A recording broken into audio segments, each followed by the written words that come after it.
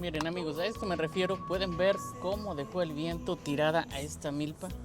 Vean, este maizal, como es el más grande que estaba, lo acabó de doblar, pero sí se va a volver a recuperar. Va a tardar un poquito más, no, porque todavía no estaba en espiga, pero sí se va a atrasar un poco. Pero vean, lo acabó de doblar. El viento, que vuelvo y les digo, estuvo súper fuerte. No inventen. Pero sí, un par de días y va a estar otra vez de pie. Pero sí, este maizal lo va a alcanzar posiblemente el otro que está más pequeño. Saludos aquí desde Illinois. Les tomo estas imágenes. Hasta la próxima, mis amigos.